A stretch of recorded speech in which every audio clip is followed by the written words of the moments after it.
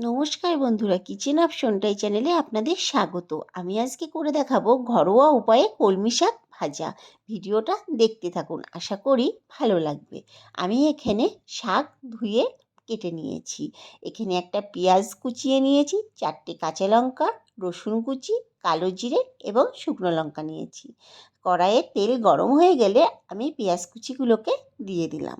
এরপর পরিমাণ মতো লবণ এবং হলুদ দিয়ে ভালো করে ভেজে নিচ্ছি। এখানে আমি পেঁয়াজটাকে একটু লাল লাল করেই ভেজে নেব। আমার ভাজা হয়ে গেছে, এরপর তুলে নিলাম।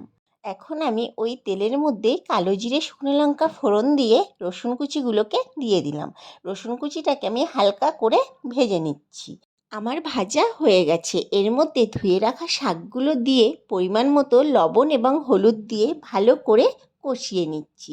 আমি এখানে 4টে কাঁচা লঙ্কা ব্যবহার করেছি, আপনারা আপনাদের স্বাদ অনুযায়ী করবেন।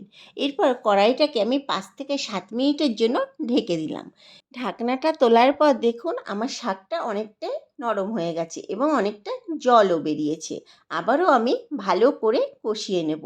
মানে যেটুকু জল বেরিয়েছে জলটাকে পুরো শুকিয়ে নেব।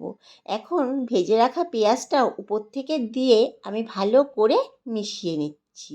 এখন 2 থেকে 3 মিনিট ভেজে কড়াই থেকে নামিয়ে নিচ্ছি। তৈরি হয়ে গেল আমার কলমি শাক ভাজা। গরম ভাতে আপনারা পরিবেশন করে দেখতে পারেন, আশা করি ভালো লাগবে। ভিডিওটা যদি ভালো লেগে থাকে একটা লাইক, শেয়ার এবং চ্যানেলটিকে সাবস্ক্রাইব করে পাশে থাকার অনুরোধ জানাচ্ছি। আর ফেসবুক পেজ থেকে যদি থেকে থাকেন পেজটিকে ফলো করে দেওয়ারও অনুরোধ রাখলাম।